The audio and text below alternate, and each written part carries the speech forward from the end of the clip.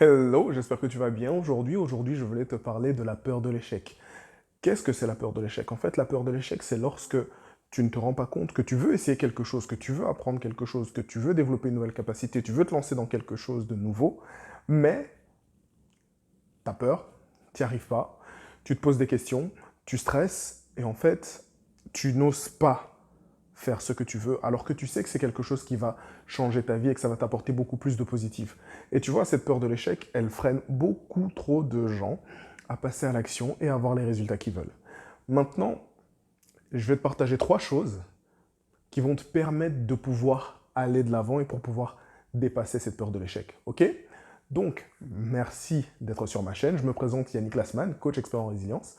Mon but au travers de cette chaîne, c'est de te donner un maximum d'outils pour te permettre de créer une vie qui t'inspire, peu importe ton vécu. Donc, like, abonne-toi, active la cloche, comme ça tu ne manqueras aucune de mes prochaines vidéos. Et bien entendu, si ce contenu te plaît, partage-le à au moins une personne. Ou tu l'envoies sur un groupe WhatsApp, toi-même tu sais. Mais voilà. Donc, je vais commencer directement par te dire la première chose, en fait, que tu as oublié, c'est le processus d'apprentissage. Parce que toute personne qui veut aller de l'avant doit comprendre ce processus. Mais en fait, si tu as peur de l'échec, c'est que tu as oublié, en fait, comment tu apprends les choses. Parce qu'il n'y a personne à l'heure actuelle, à part des génies, qui vont se lancer dans quelque chose de nouveau et qui vont déchirer tout d'un coup. C'est impossible. C'est mission impossible, à part si tu es un génie.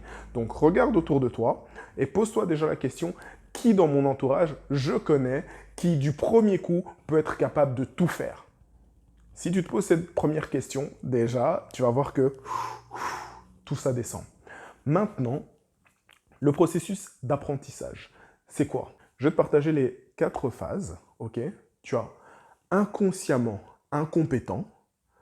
Ça veut dire que tu vas te lancer dans quelque chose, mais tu ne sais pas en fait que tu ne sais pas. Donc, tu es inconsciemment incompétent. Ça veut dire que tu ne sais pas quelles sont tes aptitudes là-dedans, tu te découvres, tu te tâtes, jusqu'à ce que tu passes au deuxième stade, qui est consciemment incompétent. Ça veut dire que tu te rends compte que tu es nul en fait. Tu vois? Avant, tu savais pas que tu étais nul, mais maintenant, tu sais que tu es nul. Et ça fait déjà toute la différence. Mais au-delà de ça, ça veut dire que tu as conscience en fait de tes aptitudes, tu as conscience de là où tu commences, donc ta ligne de départ. Pourquoi? Parce que tu as fait des essais, tu viens de découvrir et tu sais où est-ce que tu en es. Ensuite, tu deviens consciemment compétent. Ça veut dire que tu réalises en fait que tu es capable de faire certaines choses. Tu vas voir que tu as en main toutes les aptitudes que tu peux faire et après, le stade de la maîtrise, c'est inconsciemment compétent. Ok? Maintenant, quand je te parle de tout ça, je vais te prendre l'exemple, tu vois, de l'auto-école. Pour apprendre à conduire, tu dois déjà étudier comme un malade, tu dois avoir une note de dingue.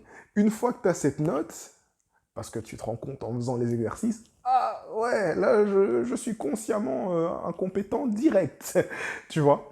Mais après, ce qui se passe, c'est lorsque tu prends le volant. Tu te dis, je vais devoir regarder toutes les 3 secondes sur rétro, rétro, et je vais aussi devoir regarder sur ce rétro-là. Je vais devoir regarder devant moi, je vais devoir... Enfin, tu sais très bien comment ça se passe. Là, tu deviens consciemment compétent. Mais en fait, après un moment, après énormément de pratique, tu deviens inconsciemment compétent. Ça veut dire que tu prends ta voiture, tu regardes partout, tu anticipes les dangers, etc. Et tu le fais de manière automatique. Tu peux commencer à boire un verre et tout, à discuter avec les passagers, à taper tes enfants derrière parce qu'ils se comportent mal. On ne tape pas ses enfants, mais voilà.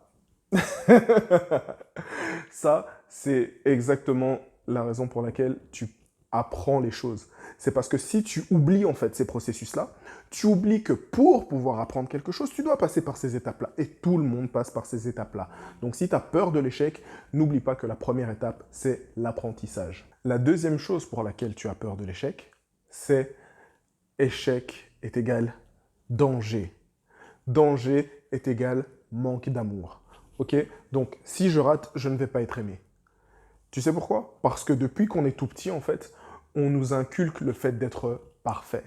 Ça veut dire depuis ton enfance, on te dit réussis à faire ça, réussis à faire ça, réussis à faire ça. Si tu rates, je vais être déçu. Si tu ne fais pas ça bien, tu vas me décevoir aussi. Tu vois, en fait, à force d'avoir eu ce genre de stimuli, tu te rends compte que lorsque tu réussis quelque chose, on t'envoie des stimuli positifs. Donc ça devient une drogue. Et à chaque fois que tu as raté ou que tu as déçu quelqu'un ou que tu as fait quelque chose de mal, eh ben, on t'a fait entendre que c'était pas bien. Et c'est normal parce que ça fait partie du processus de croissance. Le truc, c'est que si tu notes ça comme un paramètre indispensable pour pouvoir avancer, c'est que si échec est égal je ne serai pas aimé, faut que tu arrêtes. Faut que tu arrêtes. Parce qu'on a tous un besoin de reconnaissance. On a tous un besoin de reconnaissance par rapport à ce qu'on veut accomplir, ce qu'on veut faire. Être beau aux yeux de quelqu'un, être belle aux yeux de quelqu'un, tu vois. Être aimé, être admiré, tu vois. Je ne dis pas ça dans le sens où tout le monde cherche à être admiré, mais tout le monde, en fait, a cette envie de dire « je suis quelqu'un de bien ». Je mérite d'avoir, en fait, de l'attention, de l'amour, et je n'ai pas envie d'être jugé sur ça. C'est pour ça que c'est difficile de se défaire en fait de ce prisme, de cette perspective et de cette croyance.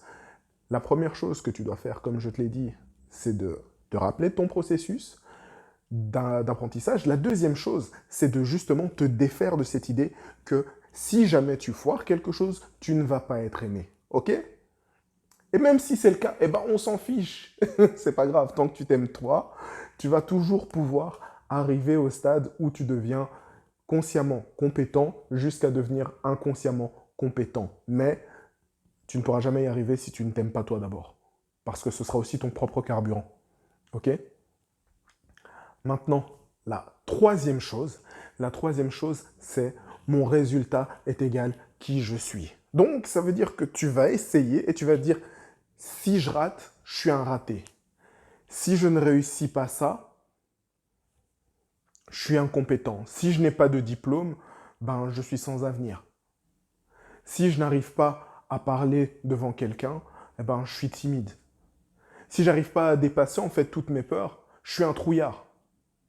Et en fait, tu associes ton identité au résultat des actions que tu fais. Tu vois, ça, c'est le problème entre les deux mindsets. Tu as un mindset, c'est le mindset figé, je suis le résultat.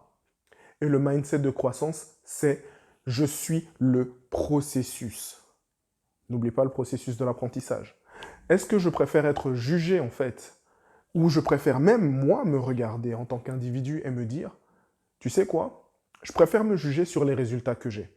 Je ne vais pas me juger sur l'apprentissage, je ne vais pas me juger en fait sur ce que j'ai vécu, je ne vais pas me juger sur les aptitudes que j'ai, je ne vais pas me juger en fait par rapport à ce que tout le monde est capable de faire, autre par rapport à moi. Non, je vais juste me juger si je réussis ou si je rate. Et je vais rester là, et je vais m'arrêter, c'est tout. Ça veut dire qu'au final, tu vas prendre le temps de regarder qui tu es, d'agir, et tu vas seulement associer ta personne, ton identité au résultat. C'est dangereux. C'est la pire chose que tu peux faire. Parce que si jamais un jour tu ne fais qu'associer tout ce que tu fais à des victoires, le premier échec que tu vas avoir va remettre toute ta personnalité en question et toute ton identité en question. Et ça, tu ne dois jamais le faire. Parce que si tu te dis, en fait, pourquoi est-ce que je réussis? Qu'est-ce qui m'a permis de réussir? Est-ce que moi, ce que je cherche, c'est juste le résultat ou de comprendre comment je suis arrivé à ce résultat? Tu vois? Parce que si tu as peur de l'échec, ça veut dire que tu as peur aussi que l'échec définisse ton identité et que tu sois jugé par rapport au résultat de tes actions. Pourtant, si tu te dis, la finalité, c'est de devenir quelqu'un qui réussit à accomplir les choses, peu importe le nombre de fois où j'ai raté, parce que de toute façon, même si tu as un diplôme, il n'est pas marqué ce que tu as comme point sur ton diplôme lorsque tu vas aller postuler. Tu vois, quelqu'un qui a eu 61% à son diplôme et quelqu'un qui a eu 87% ou 92, 92 pour nos amis français, lorsqu'ils vont aller postuler, ça va pas être marqué. Ça va jamais être marqué. Personne va dire alors sur ton dernier bulletin, tu as eu combien? Non, on va pas te juger sur ça. On va te juger sur ta capacité d'apprentissage. On va te donner une chance, on va dire, ok, est-ce que tu es capable de dépasser en fait les challenges qu'on va mettre devant toi? Et c'est ça que la vie va faire. La vie va toujours mettre devant toi des challenges. Et une fois que la vie va te donner ces challenges, le but, c'est pas de te dire, je m'arrête au résultat, c'est, ok, est-ce que j'ai ce qui est nécessaire pour pouvoir réussir à dépasser ce challenge? Et tant que tu n'auras toujours pas compris, la vie va te remettre des gifles, ouais, elle peut en tout cas, hein, voilà, pour te permettre d'apprendre et de comprendre le processus de la réussite. Donc, la peur de l'échec, est-ce que tu dois vraiment, vraiment t'y attacher? Dis-moi dans les commentaires ce que tu penses.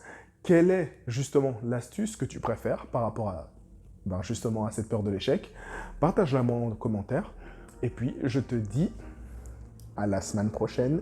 N'oublie pas, si tu veux de la valeur, regarde justement dans les commentaires. J'ai un e-book spécial pour toi qui va te permettre de booster tout ça et la peur de l'échec va s'envoler comme ça. Allez, à la semaine prochaine!